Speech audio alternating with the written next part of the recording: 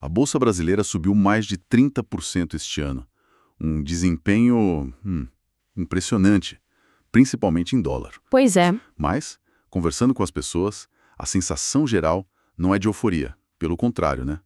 Parece que a festa está acontecendo numa sala ao lado e a maioria de nós não recebeu o convite. O que está acontecendo? Essa é exatamente a desconexão que chama atenção, e é o ponto de partida da nossa análise hoje. Apesar dos números verdes no placar, vários indicadores mostram que o interesse real do investidor, principalmente o local, está em mínimas históricas. É um paradoxo. Totalmente. E é nesse cenário que surge uma teoria bastante convincente, a do efeito mola comprimida, e é para entender essa teoria que estamos aqui.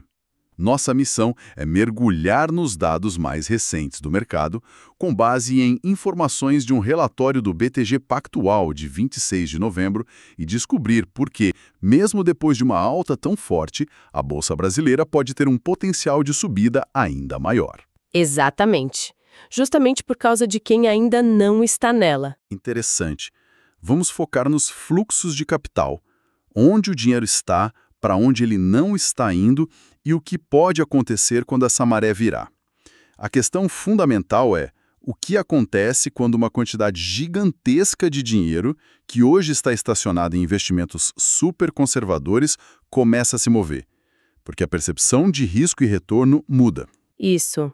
Vamos conectar os pontos: taxas de juros, oferta de ações, o comportamento do estrangeiro, do investidor pessoa física, para montar esse quebra-cabeça. Certo. Vamos começar pelo básico, então. Onde está o dinheiro agora? E o primeiro dado dos nossos estudos já é, assim, de cair o queixo. Os fundos de investimento aqui no Brasil gerenciam, ao todo, 7,5 trilhões de reais. É difícil até de visualizar um número tão grande. É um volume colossal. E a pergunta seguinte é inevitável. Desse oceano de dinheiro, quanto está de fato alocado em ações? E a resposta é o que define todo o nosso cenário. Imagino que seja pouco. 8,4%, o que dá cerca de 635 bilhões de reais. É um dos percentuais mais baixos que já vimos na história recente. Uau! Então, para simplificar, mais de 91% de todo o dinheiro gerido por profissionais está fora da bolsa. Exato. A analogia que me vem à cabeça é a de um porto seguro lotado, sabe? Quase todos os navios estão atracados na renda fixa, enquanto o grande transatlântico das ações já começou a viagem, mas com a maioria das cabines vazias. A analogia é perfeita. E a razão para esse porto estar tão cheio é muito clara e segue um padrão histórico bem definido. A nossa taxa Selic. A vilã e heroína de sempre. Sempre. A relação é quase matemática. Quando os juros estão altos, como agora, a renda fixa se torna um competidor quase imbatível. Para que correr risco na bolsa se você pode ter um retorno excelente com segurança? Faz todo sentido. E como isso funcionou no passado? Olha, os estudos que analisamos mostram isso em ciclos. Pega o período entre 2002 e 2008. Foi um grande ciclo de queda de juros no Brasil. Lembro bem. Naquela época, a exposição dos fundos a ações saltou de 10% para um pico de 22%, o dobro do que temos hoje. E o otimismo era tão grande que a avaliação das empresas explodiu. Em que nível? Só para dar uma dimensão, o Banco do Brasil chegou a ser negociado a 3 vezes o seu valor patrimonial. 3 vezes? E hoje, qual é esse número? Só por curiosidade. Hoje está em 0,7. Nossa. Ou seja, você compra o banco por 70% do que ele teoricamente vale em ativos. É uma diferença brutal. Brutal. E esse padrão se repetiu. Entre 2016 e 2020, outro ciclo de juros em queda, e a alocação em ações subiu de 8,5% para 15%. Agora, estamos no vale oposto. Juros altos, alocação em bolsa no chão. Entendi o padrão, mas isso nos leva ao grande paradoxo deste ano. Se a alocação está tão baixa e as pessoas não estão colocando dinheiro na bolsa, como ela subiu mais de 32%? A conta não fecha. Pois é. O que está sustentando esse mercado? Exato. Aqui entra a parte mais surpreendente. Não só as pessoas não estão colocando dinheiro, como elas estão tirando. Sério. Os fundos de ações, mesmo com a alta, tiveram mais saques do que aportes. Os números são claros. O patrimônio total desses fundos cresceu 18%, de 537 para 635 bilhões de reais. Mas esse crescimento veio exclusivamente da valorização dos papéis que já estavam nas carteiras. Espere um pouco, deixa eu ver se entendi.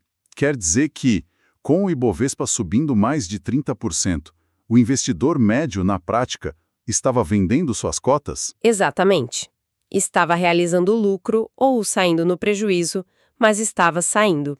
Se não houvesse nenhum saque líquido, e apenas considerando a valorização do mercado, o patrimônio desses fundos deveria ter crescido para algo perto de 707 bilhões de reais. Nossa! A diferença, mais de 70 bilhões, mostra que o investidor local vendeu na alta. Enquanto os fundos de ações tiveram saques de 61 bilhões este ano, os fundos de renda fixa... Deixa eu adivinhar. Captaram muito? Captaram 212 bilhões. O dinheiro tem um destino preferido, e não é a bolsa. Isso é impressionante. E nos leva à pergunta de R$1 milhão. Se os principais investidores locais estão saindo, como a bolsa pode subir ainda mais? Parece contraintuitivo. E é aqui que a teoria da mola comprimida ganha toda a sua força. A alta que vimos até agora foi impulsionada por poucos players, principalmente o estrangeiro. A mola está sendo comprimida por uma série de fatores. Quantos? Nossos estudos apontam para 7 gatilhos principais que estão aumentando essa pressão. 7 gatilhos. Ok, vamos analisar isso. Por onde começamos? Vamos começar pelo lado da oferta. Pense na lei básica de mercado. Oferta e demanda. O que está acontecendo com a oferta de ações no Brasil? Imagino que esteja diminuindo. Exato, ela está diminuindo. E por 2 motivos principais. O primeiro é que temos pouquíssimas empresas abrindo capital. Não vemos um IPO, uma oferta pública inicial, relevante há quase 4 anos. É verdade. Pelo contrário, o que vemos é um movimento de empresas fechando seu capital, saindo da bolsa. Ou seja, o número de produtos na prateleira está diminuindo. Ok, esse é o primeiro ponto. E o segundo? O segundo gatilho, que age em conjunto com o primeiro, é que as próprias empresas que continuam listadas estão recomprando suas ações em volumes recordes. Isso diminui o que chamamos de free float. Free float. Só para deixar claro para todo mundo, estamos falando das ações que estão realmente disponíveis para qualquer um de nós comprar no mercado, certo? Perfeito, é exatamente isso. É o estoque de ações na prateleira do mercado. E esse estoque está encolhendo. Então temos um funil se estreitando. Isso. Menos empresas listadas e das que ficam, menos ações em circulação. Isso por si só já cria uma pressão de preços. Se a demanda voltar, ela vai disputar um número menor de ativos. Ok, então a oferta de ações está diminuindo. Isso por si só já é um fator de pressão. Mas e o outro lado da equação? De onde viria o dinheiro para comprar essas poucas ações que sobraram? Boa pergunta. E aí que entram os gatilhos do lado da demanda. O terceiro gatilho é o mais óbvio e o que todo mundo está de olho. A perspectiva de continuidade na queda da taxa de juros. O catalisador. Exato. Isso tem um efeito triplo.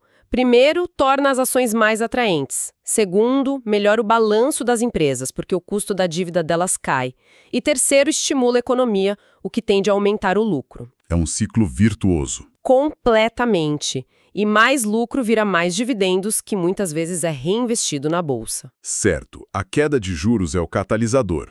Mas qual é o combustível? O combustível é o quarto gatilho, e talvez o mais poderoso de todos. O estoque recorde de capital que mencionamos, parado na renda fixa, aquele montante gigantesco. São 4,4 trilhões de reais só em fundos de renda fixa. É um volume de dinheiro sem precedentes esperando por uma oportunidade. Mas espera um pouco. Esse dinheiro está lá por segurança.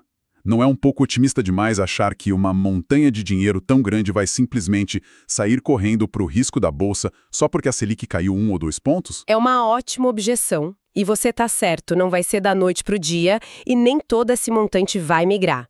Mas a história dos ciclos nos mostra que não precisa ser. Quanto precisaria? Se apenas 5% desse valor se mover de volta para as ações, para buscar a média histórica de alocação, que fica ali pelos 12%, estamos falando de um fluxo potencial de 220 bilhões de reais. 220 bilhões. Para ter uma ideia do que isso significa, qual foi o fluxo de capital estrangeiro que entrou na Bolsa este ano e ajudou a impulsionar essa alta?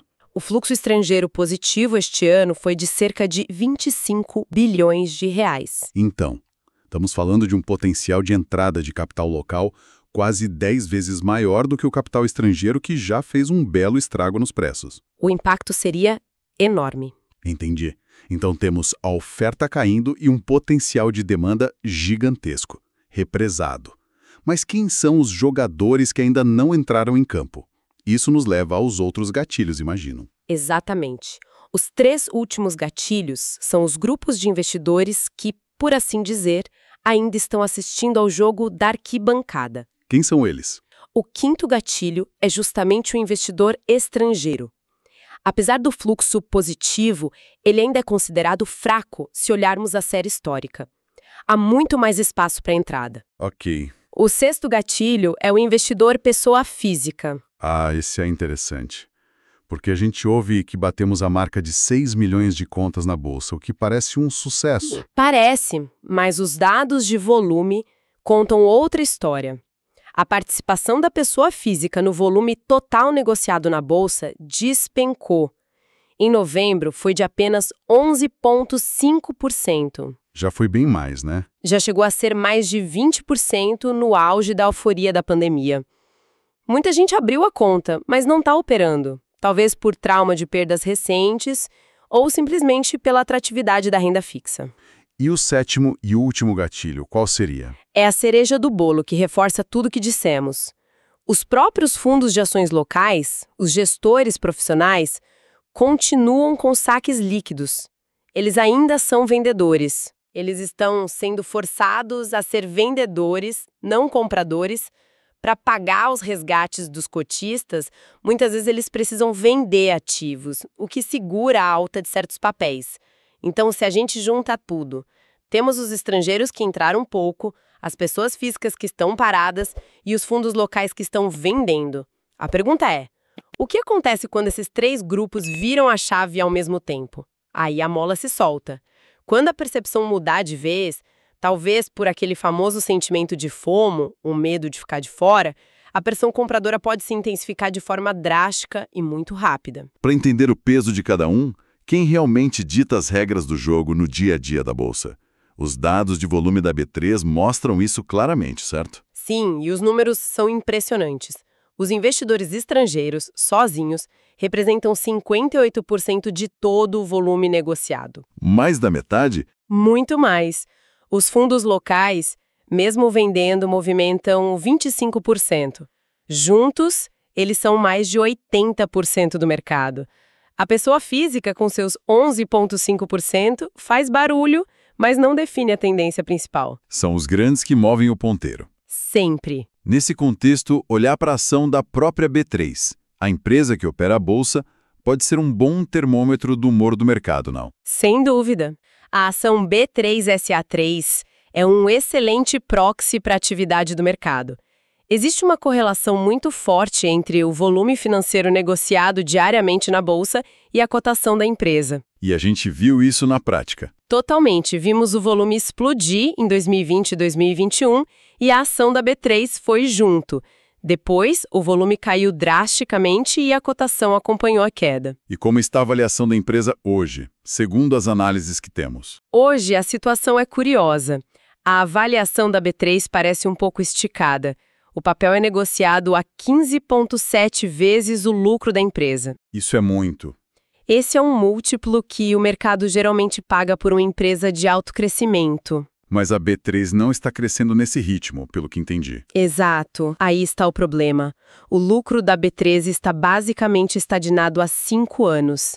Então paga-se um preço de empresa de tecnologia por uma companhia cujos resultados dependem do volume de negociação que ainda não se recuperou. Entendi. As informações indicam que a atratividade do papel era bem maior no final do ano passado, quando estava na faixa de 9 a 10 reais. Agora, nesse patamar de preços, parece reduzida. Ok. Então vamos juntar todas as peças. O que tudo isso significa? De um lado, temos uma quantidade absurda de dinheiro em caixa, esperando na renda fixa. Do outro, uma oferta de ações que só diminui. E no meio, os principais investidores locais e as pessoas físicas ainda com o pé atrás, desconfiados. A metáfora da mola comprimida realmente parece a descrição perfeita do momento. Ela está sendo pressionada por todos esses lados. A queda dos juros, a redução da oferta de ações, o capital represado, qualquer gatilho mais forte, como uma melhora na percepção de risco global ou a simples consolidação do ciclo de queda de juros aqui, pode ser o dedo que finalmente solta essa mola. E quando essa mola se soltar, o movimento pode ser muito intenso. Então, a grande conclusão dos nossos estudos é que o mercado brasileiro não está necessariamente caro ou barato. Ele está dormente. Dormente, boa palavra. E o que estamos vendo não são apenas alguns sinais de despertar, mas 7 gatilhos diferentes apontados para o mesmo alvo. O investidor local está com a chave do cofre, mas quem parece estar girando a maçaneta primeiro é o estrangeiro. A verdadeira explosão de preços pode acontecer quando o dono da casa perceber que a festa já começou no seu próprio quintal. Isso nos deixa com uma reflexão final. A questão-chave para o investidor talvez não seja se esse capital voltará para o mercado de ações, já que os ciclos se repetem, mas sim o que acontecerá com o preço dos ativos quando esse movimento finalmente ganhar tração. Exatamente. E o pensamento que fica é este: será que estamos vivendo aquela calmaria que historicamente precede uma forte onda de demanda? A história do mercado financeiro é cíclica, e entender em que ponto do ciclo estamos pode ser a chave para as próximas decisões. Esse estudo não constitui nenhum serviço de análise ou recomendação. Este é o mercado de renda variável, bolsa de valores, onde o risco é inerente. Toda e qualquer decisão é de cada investidor. Um abraço e até a próxima.